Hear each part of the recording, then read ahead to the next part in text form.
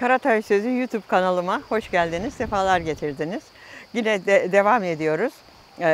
Rıza imalatının hakkında konuşmak istiyorum. İnflamasyon yapan gıdaları, yiyecekleri, yağları konuştuk. Ve de monosodyum glutamat dediğimiz Çin tuzu nelerde var onları açıklamaya çalışıyorum. En başta bütün soslarda, soya soslarında, ketçapta, hazır olan bütün barbekü soslarında, hazır olan aroma eklenmiş bütün içeceklere katılan, işte o biliyorsunuz şeylerde, kafelerde süte katılıyor, şeye katılıyor. Bütün hepsinde soya var ve soya hakikaten çok tehlikeli. Özellikle soya ve aspartam sıvı şekline geldiği zaman mayonez gibi, ketçap gibi veya sıcak bir çaya veya soğuk bir şeye aspartam eklediğimiz zaman, yani suni tatlandırıcılar, aspartam onların en çok yaygın bir şekilde kullanılan şekli. Bunlar sıvı şekilde tükettiğimiz zaman derhal kana geçiyor, aynı şeker gibi ve de direkt olarak beyne gidiyor ve beynimizi bozuyor. İşte bütün bunlar ben soya sossuz yapamam dediğiniz zaman veya ben ketçapsız yemek yemiyorum dediğiniz zaman, o hamburgercilerde işte efendim ketçapa batırıp patatesimi yiyemiyorum, üstüne soya dökmeden yiyemiyorum dediğiniz zaman işte damak tadınız tamamen ona programlanmış oluyor. Bu programlayı yapan da tabii ki kimler? Bütün efendime söyleyeyim fabrikatörler, fabrikasyonlar ve fabrikada üretilen bütün yiyecekler, içecekler. Başta ne geliyor? Başta süt tozları geliyor. Başta ne geliyor? Süt tozuyla yapılmış olan peynirler. Süt tozu ile yapılmış olan yoğurtlar. Süt tozu ile yapılmış olan sütlü tatlılar. Süt tozuyla yapılmış olan, şimdi yazın çok tüketiyoruz, dondurmalar. Bunlar hepsi maalesef çok tehlikeli. Ayrıca içinde aspartam da var.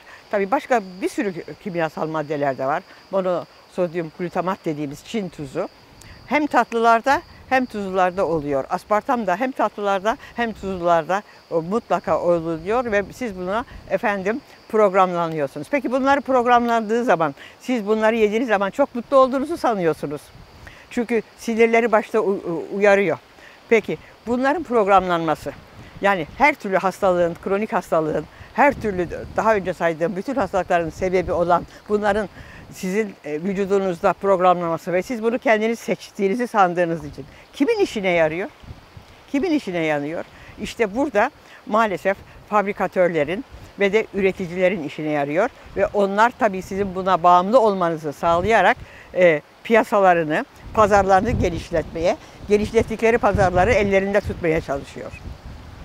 Bunların arkasında da maalesef Dünya Sağlık Organizasyonu ve Rockefeller tıbbı dediğimiz Sayın Profesör Alişan'ın ifadesidir. Çok hoşuma gidiyor, onu kullanıyorum bir şey olarak. Rockefeller tıbbının üreticilerinin, yani modern tıbbın üreticilerinin işine geliyor. Gerisi laf-ı güzaf olarak kabul ediliyor.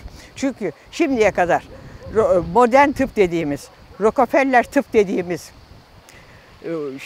derneklerin, üyelerin, müesseselerin hiç monosodyum glutamat, Çin tuzu, aspartam, inflamasyona sebep olan, bütün hastalıkları başlatan, kanser dahil, kalp krizi dahil, felç dahil, Alzheimer dahil, Parkinson dahil, karaciğer yetersizliği dahil, böbrek yetersizliği dahil, bunların tehlikeli olduğunu Dünya Sağlık Organizasyonu neden şimdiye kadar söylemiyor? Neden bunlar hepsi 3 maymunu oynuyor? Ve neden bunları açıklamaya çalışan bizler, benim gibi, Ahmet Rasim Küçükusta dostum, kaybettiğimiz Ahmet Aydın profesör, çocuk profesörü hep suçlanıyor. Neden susturulmaya çalışılıyor? Mesela Ahmet Aydın hocamız, çocuk metabolizma profesörü, senelerce önce çocuklara hazır mama vermeyin dedi diye suçlandı. Hatta dernekten bile ihraç edildi. Hazır mama yedirmeyin, süt tozundan yapılmış yiyecekler yedirmeyin dedi. ve şey olarak. Ve de süt tozu hakikaten çok tehlikeli bebekler için, çocuklar için. Bunu burada hazır gıdalardan uzak durmaları lazım. Bilhassa çocuklarımızın, bebeklerimizin vücutları çok küçük. En ufak bir zehir bile onların karaciğerini ve vücutlarını etkiliyor. Peki bunlar ne yapıyor vücutta?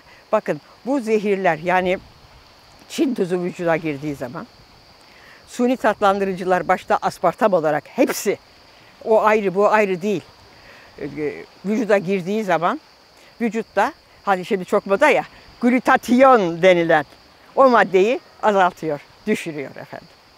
İşte bu nedenle hastalıklar. Glutatyon ne? Vücudun doğal olarak ürettiği, vücudun direncini, bağışıklığını artıran çok yüksek bir antioksidan, vücudu korumak için, hücrelerimizi korumak için olan bir amino asit.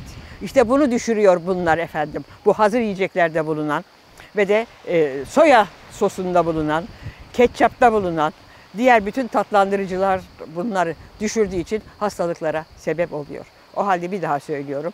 Lütfen soya soslu veya aspartamlı hep birlikte yiyeceklerden, içeceklerden, diyet içeceklerden, diyet yiyeceklerden senelerce bu bize verildi ve herkes tabii buna inandı. Çünkü rıza imalatı yapıldı.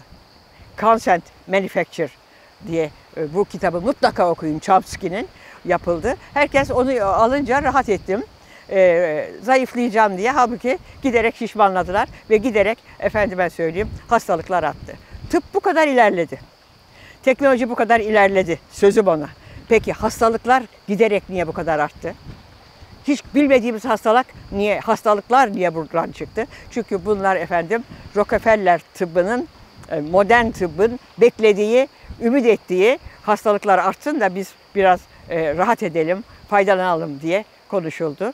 Ve bu halen uygulanmakta. Aklımızı başımıza alacağız efendim. Kendinize iyi bakın efendim. Lütfen seçici olun efendim.